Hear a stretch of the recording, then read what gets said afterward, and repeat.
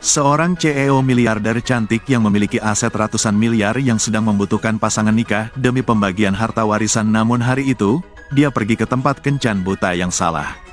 Tanpa diduga, seorang penjaga keamanan yang kebetulan makan bersama anaknya, dan duduk di meja dengan nomor yang sama seperti janji kencan buta itu.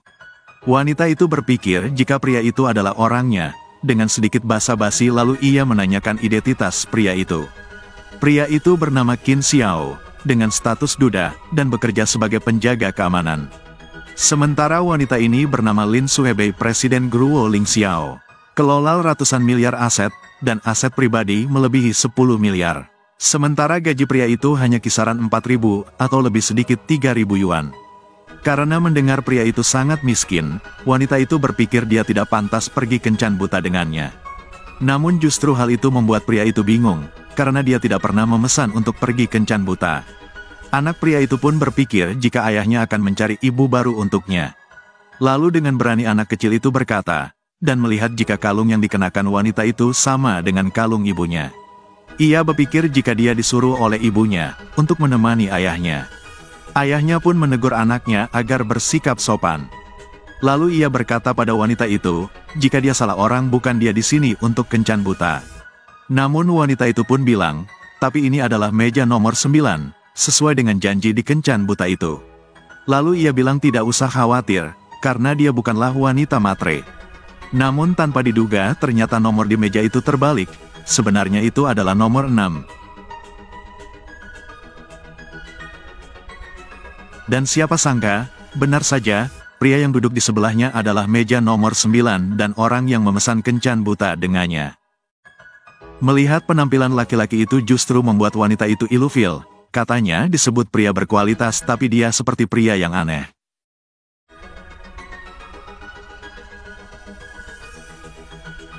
Hei, bukankah ini Qin Xiao, seorang perumah tangga miskin dari Jalan Fenglin? Mengapa membawa putrimu ke sini untuk memperbaiki makanan? Pesan saja steak untuk 3 orang. Kamu juga miskin dan cantik. Jaga tempat kita makan. Apakah apa yang kamu makan ada hubungannya denganmu? Ya, tidak masalah. Aku baru saja melihat Qin, yang sangat berkuasa di sekolah. Setelah belajar setengah jalan, jawab panggilan itu setelah kembali dari militer, dia menjadi satpam. Agak sedih. Oh iya, aku juga dengar. Kamu membunuh istrimu juga. Bukankah wanita ini yang menjadi korban berikutnya? Dia, aku tidak tahu dari mana aku menjemput seorang putri. Sungguh pecundang. Dia juga membawa botol minyak. Sebenarnya ada orang yang bisa menjaga orang seperti itu. Penjaga, jangan sakiti aku. Pak, sebaiknya kamu cari tahu siapa yang kamu bicarakan sampai sekarang. Saya di konsorsium Ling Xiao sekarang, mengambil peran sebagai direktur pemasaran, gaji bulanan 100.000.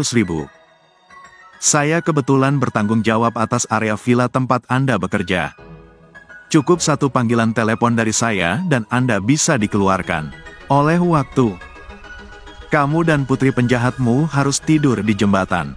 Ayah, dia mengganggu ayam untuk makan.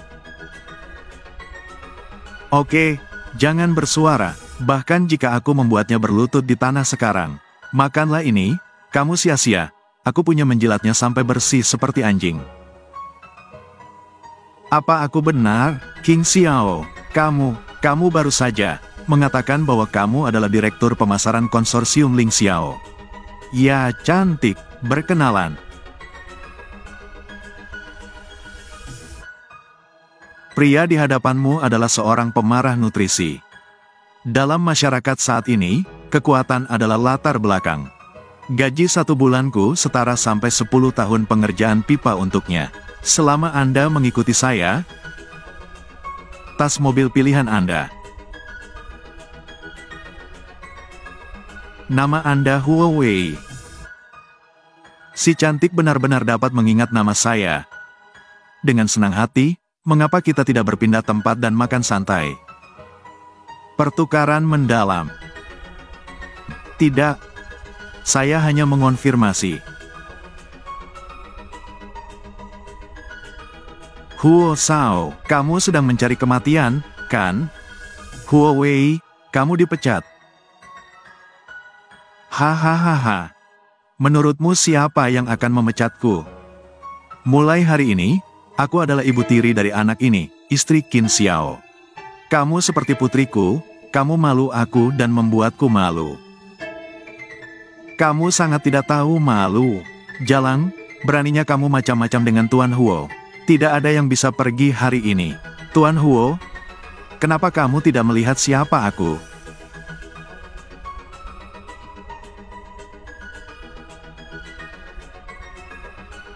Kamu adalah Lin Yixue, Presiden Konsorsium Ling Xiao.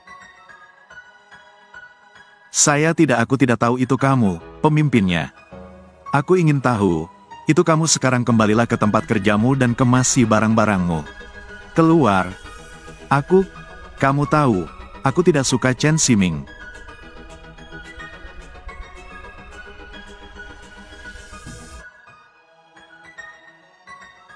Wow, ibu sangat keren.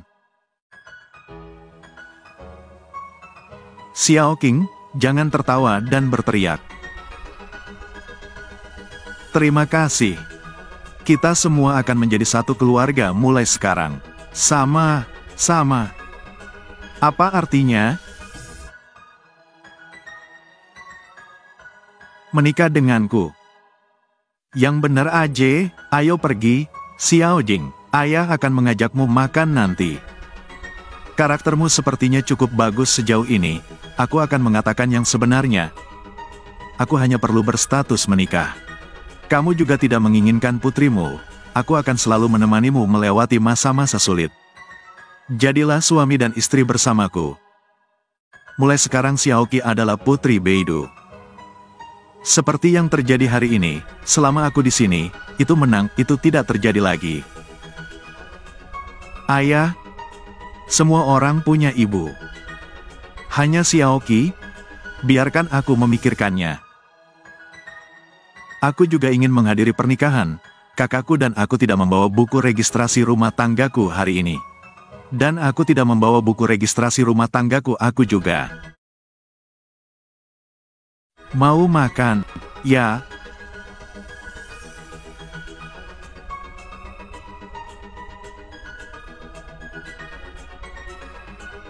Aku akhirnya bisa merasa lega. Pertahanan siang dan pertahanan malam. Sulit untuk menjaga dari pencuri rumah. Mengantuk. Karena anaknya memaksa pun mereka akhirnya menikah. Namun wanita itu berkata, jika ini hanya pernikahan kontrak saja. Jadi dia tidak boleh ikut campur dalam urusan konsorsium Ling Xiao. Dan dia juga berjanji dia akan menjamin kebutuhan materi pada mereka. Tunggu sampai dia mencapai tujuannya. Lalu harus bercerai. Pria itu pun setuju, dan berharap tidak terlalu lama. Lalu pria itu pun memutuskan untuk melanjutkan untuk pergi ke tempat pernikahan kakaknya. Dan tanpa diduga saudara pria itu adalah seorang orang kaya. Sesampai di tempat itu pun seseorang bilang, jika dia tidak pernah mengundangnya, mengapa dia datang? Lalu saat dia akan duduk, orang itu sangat merendahkannya dengan menyiram minuman di kursi yang akan diduduki oleh pria itu. Pria itu pun menghampiri kakaknya, dan memberikan ucapan selamat padanya. Namun siapa sangka, dia justru direndahkan. Untuk apa kamu di sini? Bau sekali dia. Suami, siapa ini? Bau sekali. Di mana Wanan? Mengapa Wanan membiarkan semua orang masuk? Apa kamu tidak kenal pengemis itu? Xiao Han, kataku Qin Xing, apakah kamu malu? Hari ini tapi ini adalah satu-satunya hotel bintang 7 di Beidou. Siapapun yang hadir, status dan statusmu berada di luar jangkauanmu dalam hidup ini. Dan Tuan Qin adalah pemimpin di antara mereka.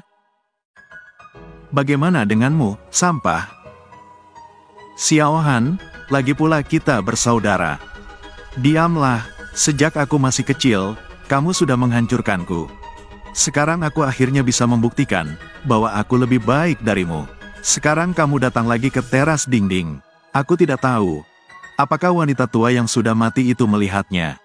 Bagaimana menurutmu,